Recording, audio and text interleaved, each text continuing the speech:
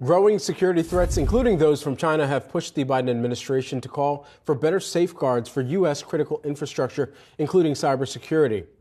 Now, President Biden's proposed 2024 budget increases the Cybersecurity and Infrastructure Security Agency, or CISA's, budget to over $3 billion while boosting spending on several cyber initiatives, though there's a chance Congress could approve more or less.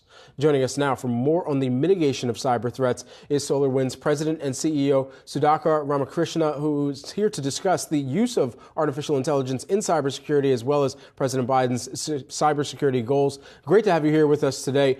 First and foremost here, people should know, for those who are unfamiliar, you assumed the role of CEO at SolarWinds. This was following the 2020 cyber attack.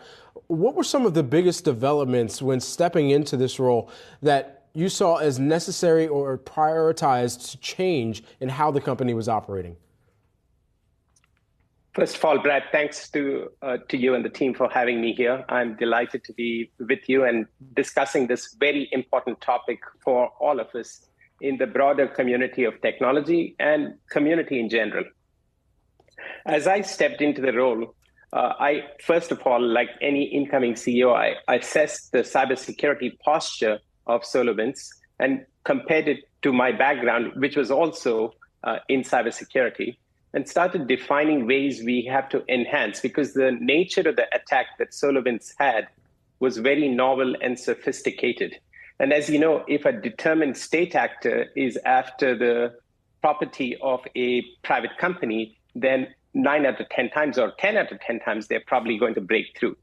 So we built a framework, which we call Secure by Design, that was comprehensive across infrastructure, application, cloud, security, keeping in mind the complexity that is emerging, as well as very focused on transparency, collaboration, and public-private partnerships. Because I don't believe any one company is actually capable of protecting itself, because we are fighting an asymmetric war here.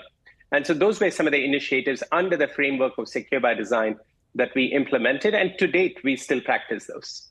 And Sudhakar, you recently hosted the Public Sector Partner Summit. So I want to ask about some of the conversations that you're having in the public sector and really how the investments that you're seeing match the threats that you're also seeing. Great question. Thank you for asking that, because the public sector, the federal and the state and local governments are a very important constituent of our business, and they are experiencing significant and greater threats every single day. We've used a combination of technologies as well as integrations, and I mentioned the word public and private partnership, as well as the notion of community vigil. What's important, and you mentioned CISA in your opening remarks, is the involvement of CISA has been increased after Jen took on the role. And we have been participating very actively in President Biden's initiatives across instituting better security controls, better security hygiene and practices all across, both in the context of secure SBOM, as they call it, as well as broader security practices, including the use of AI.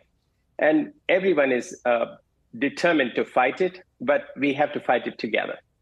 I'm going to tell somebody that their security hygiene is bad next time I'm able to get into their phone without knowing their password. I like that term. I'm going to use that. You know, at the end of the day, I think there's a lot of focus on where artificial intelligence comes into play for cybersecurity. This is not new. I mean, I've seen demos in the past of where artificial intelligence or augmented intelligence even has been layered into this approach. So what's new about it right now, here in 2023 versus 5 years ago?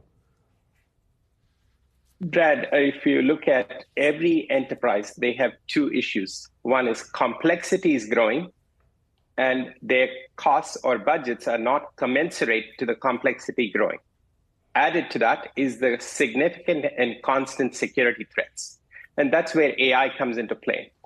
In our context, using our observability platforms, service management platforms, or broadly speaking, the SolarWinds platform, we've integrated AI ops to allow customers to improve their productivity and reduce their costs through simple mechanisms.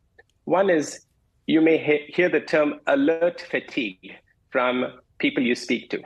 People are getting too many alerts in the enterprise, and they don't know which ones to prioritize. And if you don't prioritize the right ones, then security holes and security threats emerge.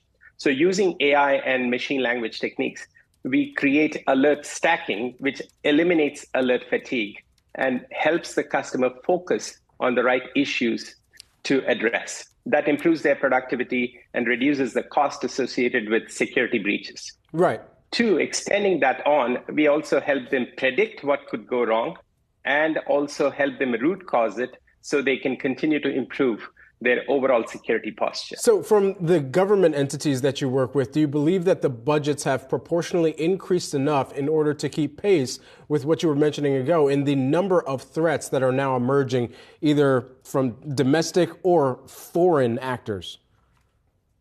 I give the government a lot of credit for making security a conscious topic amongst all of us and actually supporting us both in terms of policy as well as continuing to focus on budgets. Are the budgets sufficient? I'm not qualified to address that question, Brad. Are they increasing? The answer is yes. And this is where I am a very strong proponent of public and private partnerships, because as vendors, we need to continue to improve and optimize and help them increase their productivity as well. And so I see a sense of obligation on our side, but equally the government can share a lot of information with us where together we become more secure. And just very quickly, in terms of where the threats are coming from, we know that China tends to be the name that comes up. Where else should people be aware of? You know the usual suspects when it comes to state-sponsored attacks. You mentioned China's one. There's a few others. At the same time, with the advent of AI, there could be a proliferation of some of these because you can be a lone wolf and still use AI technologies to create threats. And so we have to be vigilant across both nation states as well as individual lone wolf attacks, small subgroups. And so this is a matter of constant vigilance and constant learning is the way I describe it in terms of security.